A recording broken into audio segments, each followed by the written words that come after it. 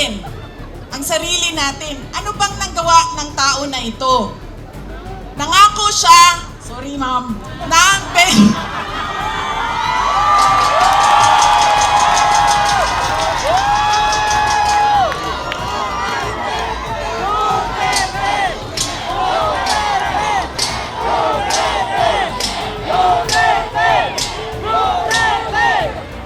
alam nyo, paano ko ba sabihin ito? Hindi, ganito.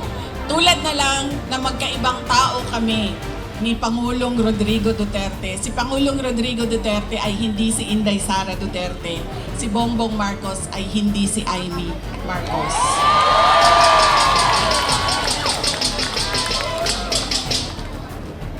Ito, hindi na ako nagpaalam sa'yo. Sasabihin ko na, magsige manig. Tanggalin na lang natin ito. Okay lang sa'yo? Wala siyang matuwan.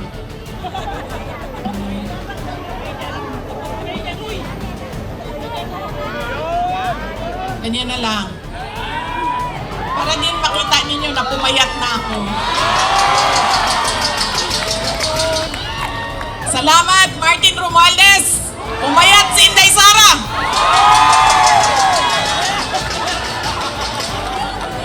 Uy, kadjut lang ba? Seryoso, seryoso. Mahal ko kayo, ma'am. Ito, hindi na ako nagpaalam kay Senator Amy, ha? Kasi hindi ko naman alam na nandito siya. Noong October 2023, pumunta ako sa kanya. Sabi ko sa kanya, pwede mo ba akong tulungan? Kailangan ko kausapin ang Pangulo. Kasi nakikita ko sa mga plano nila at nabasa ko sa mga plano nila, meron silang ipa-file na impeachment na kaso. So sinamahan niya ako. Ito yung araw bago umalis si dating Pangulong, si Pangulong Bongbong Marcos. Ito yung hindi ko sinadya yun. Hindi ko sinadya yun, ha? Napailan na, kayo lahat, pailan ng sedition. Kayo dyan, may kaso na kayo bukas. Wait lang. So, ito yung araw na paalis siya, papuntang Amerika. Pumunta kami, sinamahan ako ni Senator Amy. Siya yung kumuha ng oras ng schedule para makausap ko si BBM. Noong nandun na kami, binanggit ko sa kanya ang impeachment. Pero hindi yung impeachment ang gusto kong marinig ninyo na kwento ngayong gabi na ito. Doon sa pag-uusap naming tatlo, kaming tatlo lang yun pasensya na silang dalawa. Marites yung nandoon sa harap, nilang dalawa. Nag-usap kaming tatlo, nabanggit ni BBM ang pag-amenda ng konstitusyon. At sinabi niya na, madami siya sinabi, pero ang gist ng sinabi niya ay, we will just amend. Kasi English man sila pag mag-istorya, no? So ako dito, kuya waning, in English eh. We will just amend the economic provisions of the Constitution. Nakirinig ko at nakita ko talaga na sumagot si Senator Amy. Sabi niya, that is a dangerous thing. Sabi niya, if you open the Constitution to amendments, you do not just open it to economic provisions. You open it for all amendments of the Constitution. At nagsagutan na silang dalawa sa harap ko dahil sa ating Constitution. Kaya yan ang pruweba ko at proof ko sa inyo na magkaiba na tao. Ibang tao si BBM, ibang tao si Amy Marcos. Okay na ma'am, pwede ka na umalis. Wait lang, sandali. Iboto niyo ba si Amy Marcos? Okay na ma'am. ma'am, pwede ka na lumipat sa QC. Good na dito.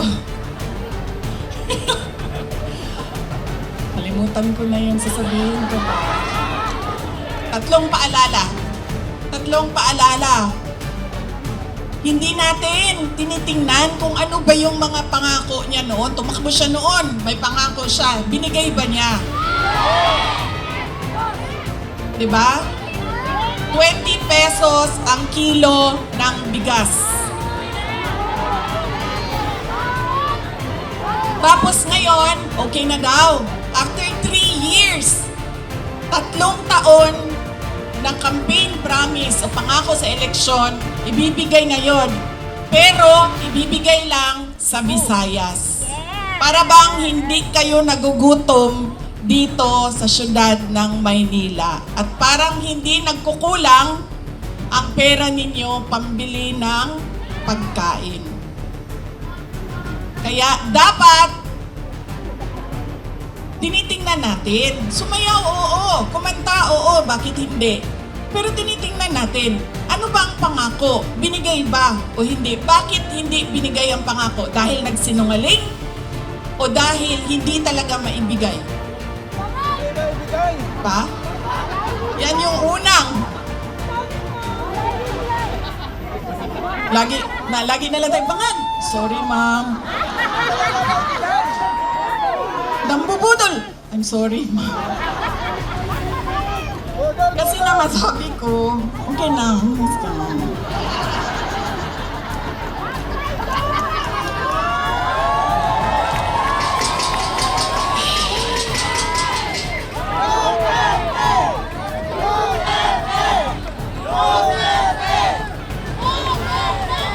Alam nyo, yung bangag na yan, hindi totoo.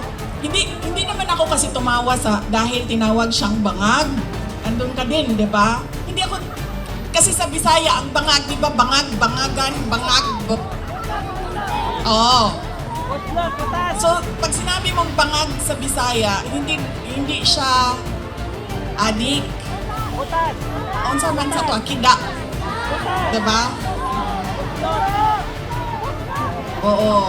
So, hindi talaga ako natawanan, tinawag siyang bangag. Kasi sa Bisaya, ang bangag ay butas. At saka sa slang, ang bangag is yung private part ng babae. Diba? Bangagan. Ang pinagtawanan ko, dahil ang rally na yon ay kontra sa pag-amyenda ng konstitusyon. Yun yung rally na yon. Tapos nagulat na lang kami na iba na yung napag-usapan doon sa rally. Pero balik tayo sa bangag, ma'am. Alam mo, hindi ito kasali talaga sa speech ko, ma'am. Sinabi sa akin ng partner ng uncle ko na noong hindi pa siya Pangulo, nung senador pa lang siya, ay bumisita sila sa bahay at inalok talaga sila ng droga. Umindi yung wala naman ako sinabi na pangalan. O talaga, alam nyo, may malaki bang kulungan ang Maynila para sa ating lahat? Hindi nila tayo kakayanin ikulong, no? Baka matulad tayo kay President Duterte, nakulong na. Hindi yung partner noong uncle ko. Kinento nila yan sa akin. Ang buong akala ko naman, kasi matanda na, di ba, may edad na, natututo ka na sa kung anong mga mali na ginagawa ng kabataan mo, ay nagbabago yung tao. Hindi ko alam na yun na nga ang nangyari. Kaya balik tayo sa paalala, tingnan nyo muna. Pagkatapos niyang kumanta, tanungin ninyo ang sarili ninyo. Noon, nakinig ako sa'yo. Ano ang pangako mo? Binigay mo ba? Kaya dapat pinag-iisipan natin kung iboboto natin o hindi yung tao. Pangalawa, ito, walang makakakontra sa akin nito. Kahit saan man sa mundo. Hindi dahil galing yan sa malaking pamilya ng mga politiko ay automatic ang boto ninyo. Hindi dahil anak yan ng Duterte ay automatic ang boto ninyo.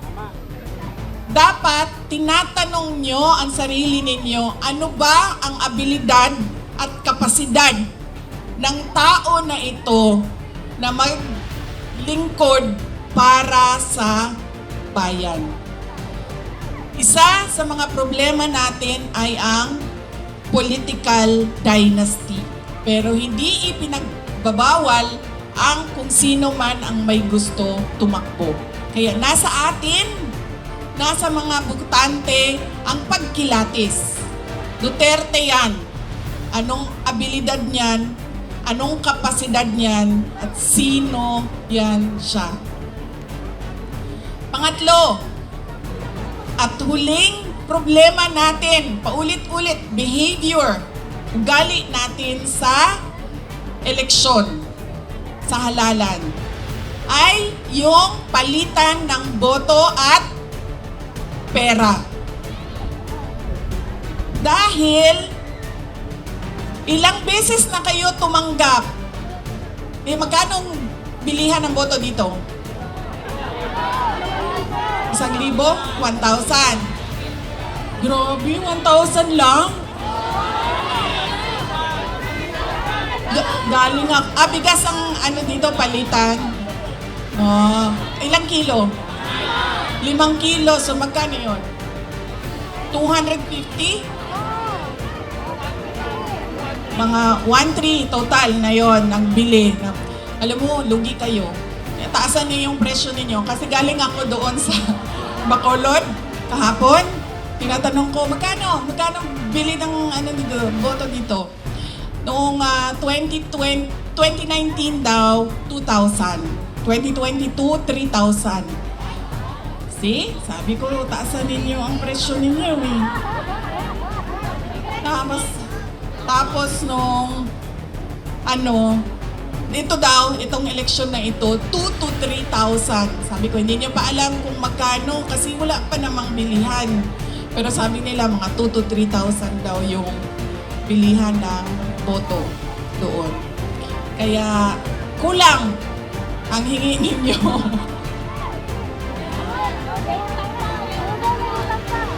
$1,300 ang natatanggap ninyo. O hindi pa lahat. Oh. Bakit 1,300? Ang akap, magkano ba akap? Di ba 5,000? 3,000?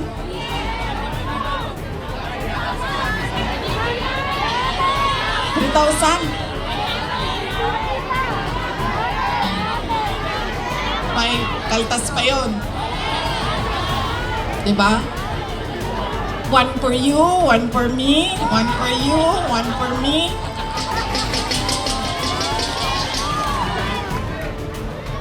Alam niyo, hindi namin ginagawa yan sa Davao. Alam niyo bakit?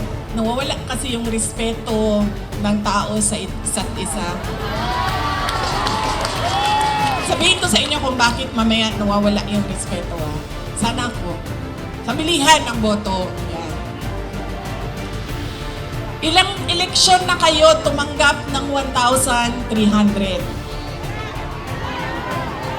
Ilang eleksyon na tumatanggap ang mga botante ng Pilipinas ng pera kapalit ng boto nila. Pero bakit mahirap pa rin ang ating bayan? At bakit hirap pa rin kayo bumili ng bigas? Kasi dapat kung akap yan at galing yan sa gobyerno, tanggapin nyo, pero tanungin nyo naman yung sarili nyo. Ang nagbigay ba nito ay karapat dapat maging leader ng bayan natin? Dahil malamang ipusta ko yung isang paa ko, hindi niya pera yang binigay niya sa inyo. Pera yan ng bayan. So, tanggapin dahil tulong yan ng bayan. Huwag matakot kung iba ang iboto. Dahil unang-una, nakatago naman yung boto natin. At pangalawa, kung sino man yung manalo na mayor ninyo, na vice mayor ninyo, na konsehal ninyo, na congressman ninyo, ay may obligasyon na tumulong sa taong bayan. Kaya kung sino man yung nakaupo, magbibigay pa rin yan ng tulong sa inyo. Kaya, yan ang kailangan ninyong isaisip. Hindi dahil sikat ang apelido, automatic ang boto. Hindi dahil may kapalit ang aking boto, ay ibibigay ko na. At, yung isa, check ko lang mo, nakikinig kayo? Ano yung isa? Oh, see? Hindi na nakikinig.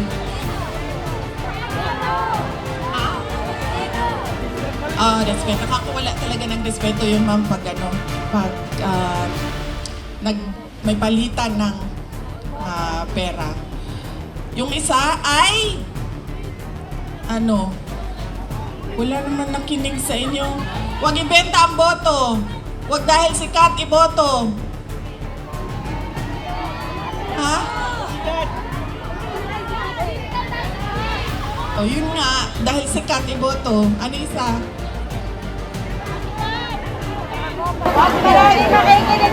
Oy, grabe. Kung saan man ako pumupunta, nangungumusta sila lahat. Tapos nagpapasabi pa sila. Kanina, meron ilan dyan sa likod na pakisabi, kamusta kay Tatay Digong.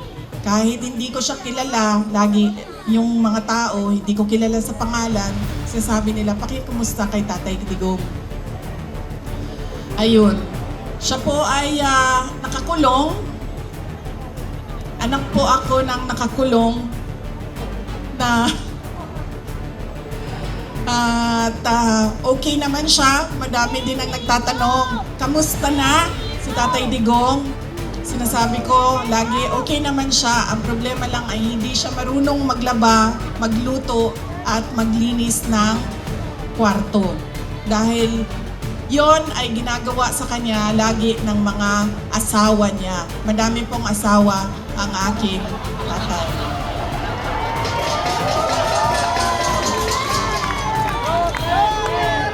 Nakita niyo yon si Kitty? Kitty, yung maganda ko na kapatid. Iba po yung nanay niya. Kasalukuyan po, dalawa yung girlfriend na nandoon, nag-aantay na makalabas si Pangulong Rodrigo Duterte. Totoo yan.